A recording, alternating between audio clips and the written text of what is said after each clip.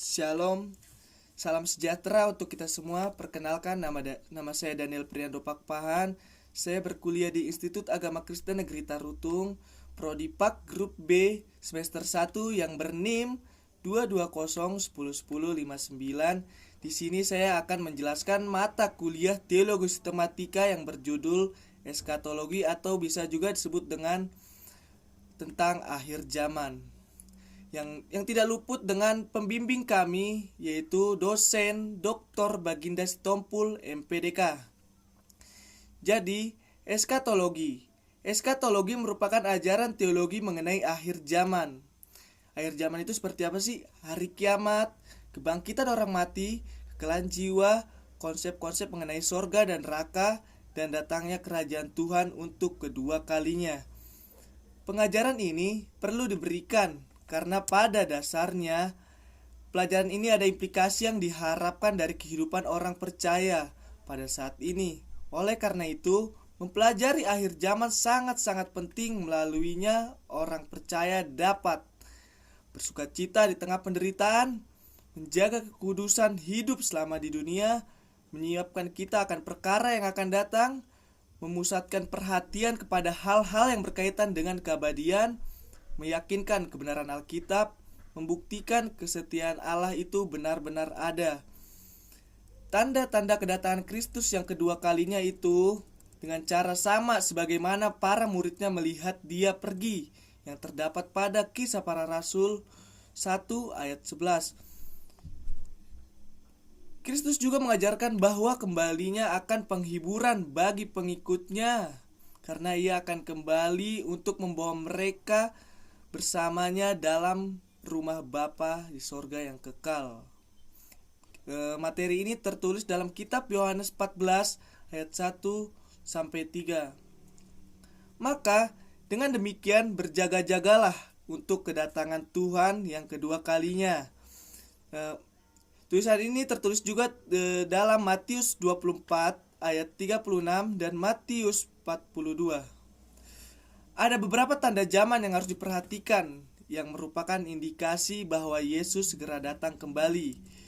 Yaitu, pertama, pengetahuan bertambah, kemajuan transportasi, akan datang Kristus palsu yang menyesatkan banyak orang, yang tertulis dalam kitab Matius 24 ayat 5. Akan datang juga godaan besar yang dijadikan banyak orang murtad. Ada penganiayaan, saling membenci sehingga keluarga terpecah belah, saling bunuh-membunuh, yang tertulis juga dalam Matius 24 ayat 8 dan Matius 24 ayat 8 sampai 12 dan Markus 13 ayat 12. Akan datang perang, banyak kelaparan, gempa bumi di mana-mana, yang tertulis dalam Matius 24 ayat 6 sampai 7. Akan ada bencana alam besar, yang tertulis dalam Matius 24 ayat 29. Di langit akan ada tanda-tanda anak manusia. Akan ada banyak orang yang berpaling daripada iman, yaitu murtad. Datangnya antikristus. Injil kerajaan akan diberitakan seluruh dunia, dan adanya kerajaan 1000 tahun. Dan yang terakhir, bangsa Yahudi akan bertobat. Kedatangan Kristus yang kedua dapat diperbedakan dengan kedatangan Kristus yang pertama. Mari kita lihat perbandingannya. Kedatangan Kristus yang pertama, langit terbuka dalam Matius 3 ayat 16 dan Wahyu 4 ayat 1. Roh Allah turun sebagai burung merpati, jalan perdamaian dengan Allah terbuka bagi manusia melalui Yesus yang datang untuk menyelamatkan manusia. Yohanes 3 ayat 7. Di situ tertulis langit terbuka pada kedatangan Yesus yang pertama. Jadi kedatangan Yesus yang kedua itu adalah langit terbuka yang tertulis dalam Wahyu 19 ayat 12. Roh Allah turun sebagai api yang membakar, tak ada yang luput dari pandangannya. Kristus datang untuk menghukum orang yang tidak percaya kepadanya. Dia datang sebagai hakim yang adil, yang tertulis dalam Yesaya 11 ayat 4. Dalam kedatangan Kristus yang pertama, datang menunggangi seekor keledai. Dalam kedatangan Kristus yang kedua, Kristus datang menunggangi seekor kuda putih. Dalam kedatangan Kristus yang pertama, diberi mahkota duri dalam kedatangan yang kedua dengan banyak mahkota di kepalanya. Kedatangan yang pertama dengan tubuh yang berlumur darah, kedatangan yang kedua dengan pakaian yang berlumur darah. Kedatangannya yang kedua kali ini di atas bumi diikuti oleh tentara surga yang juga menunggang kuda putih dan memakai lenan halus, yakni kebenaran dan kesucian. Mereka berperang melawan antikristus dan pengikutnya. Kini kita akan membandingkan perbedaan kedudukan Tuhan Yesus pada masa kedatangannya ke-1 dan kedua. Pada kedatangan yang pertama, dia disebut sebagai hamba. Dia ditolak sebagai nabi, hamba Allah yang memberitakan kebenaran. Yesus adalah hamba yang taat sampai mati di kayu salib. Namun di kedatangan yang kedua, dia disebut sebagai hakim. Dia diberi wewenang untuk menghukum sebab dialah yang mau menerimanya dan menolaknya. Hukum ini adalah hukum yang sangat-sangat adil.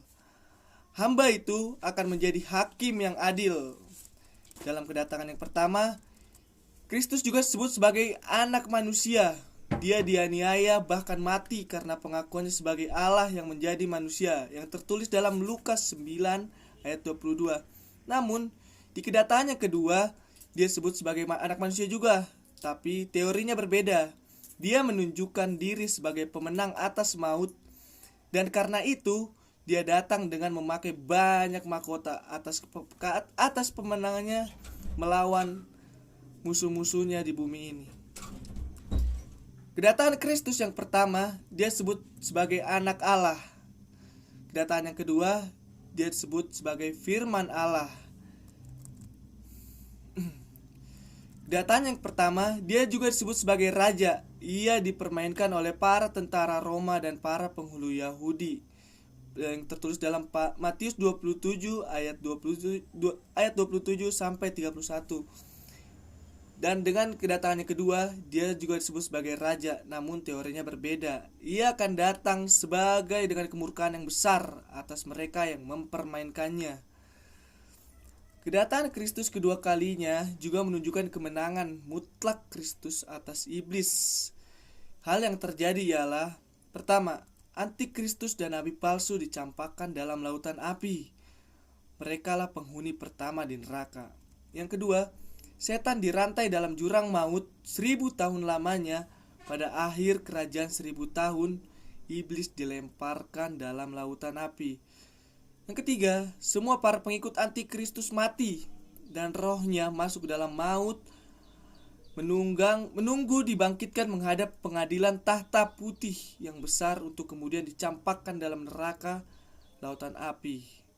Yang keempat, Yesus menjadi raja dalam kerajaan 1000 tahun di bumi. Tahap-tahap Yesus yang kedua kalinya. Tahap-tahap Yesus datang kedua kalinya menurut kesaksian Alkitab. Kedatangan Tuhan Yesus Kristus yang kedua kali terbagi dalam 2 tahap. Sebab dalam Alkitab ada beberapa hal yang nampaknya bertentangan. Misalnya, dalam Yohanes 14 ayat 3 dikatakan bahwa Yesus akan datang untuk umatnya.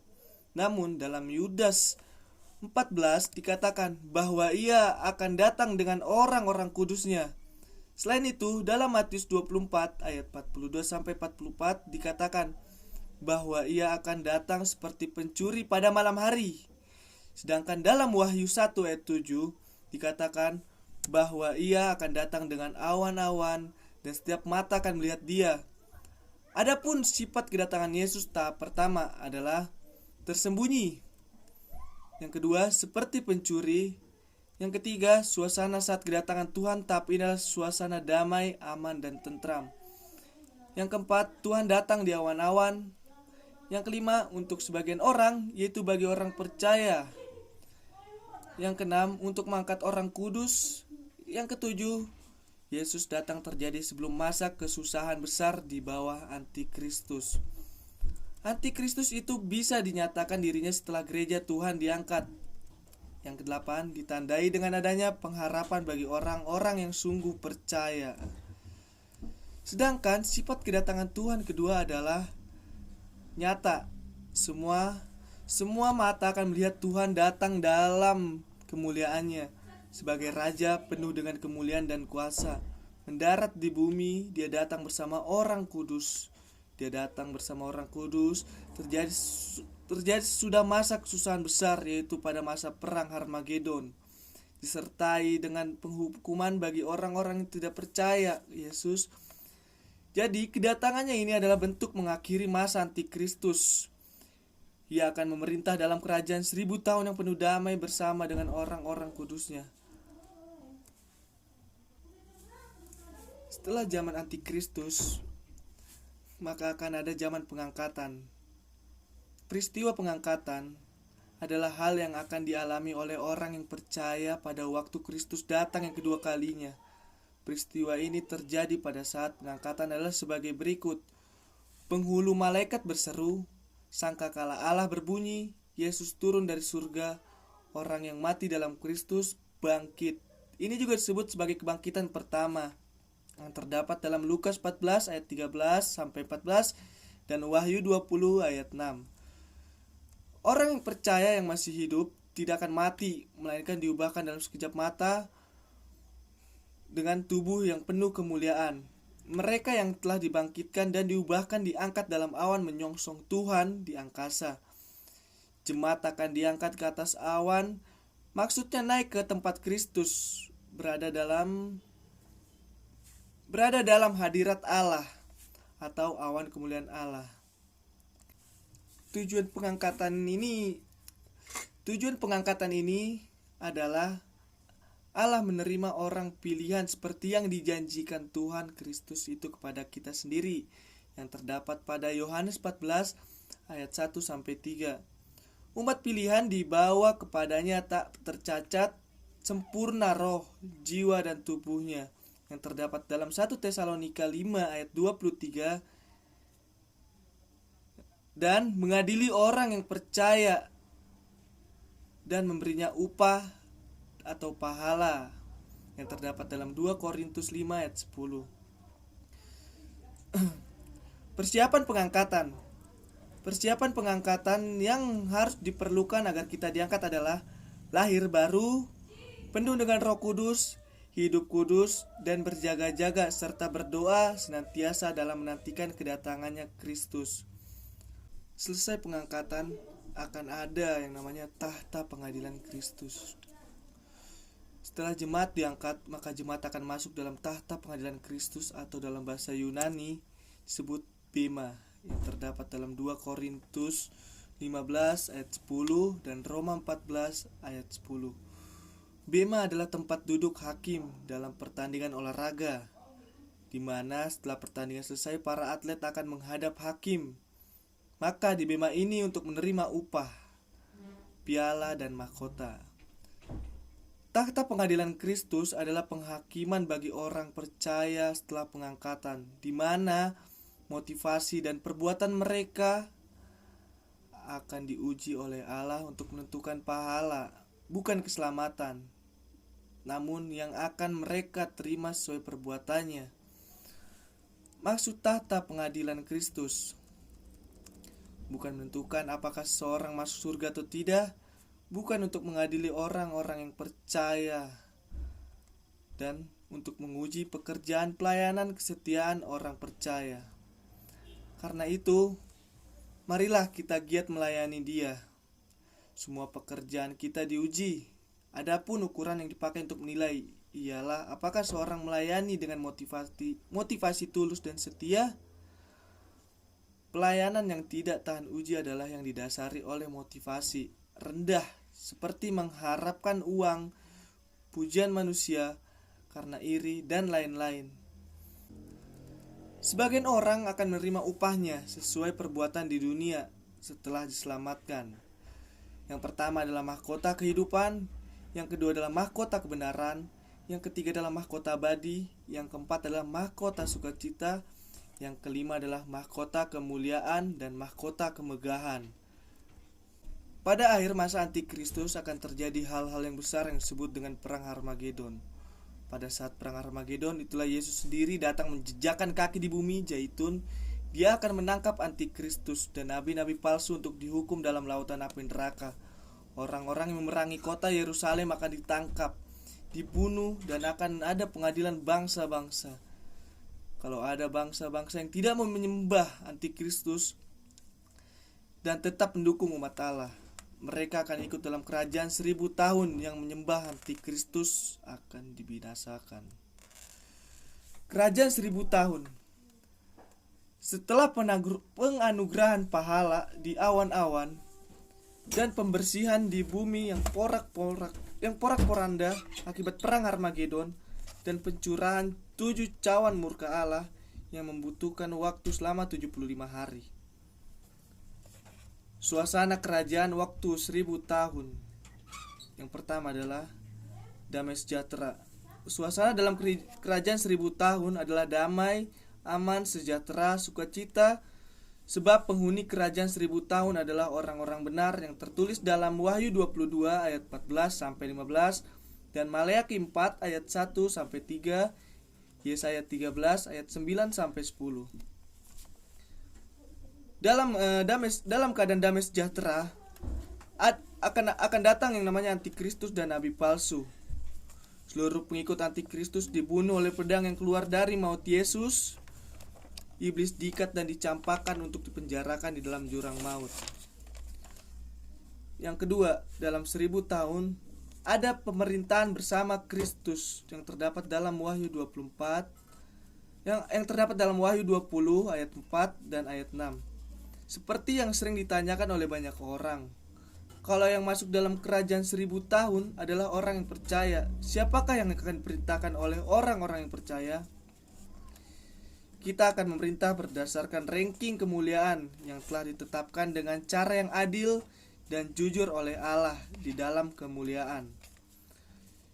Kita akan berkuasa atas langit dan bumi seperti pada waktu penciptaan. Berkuasa atas malaikat-malaikat yang tertulis dalam 1 Korintus 6 ayat 3 dan Ibrani 1 ayat 4-14.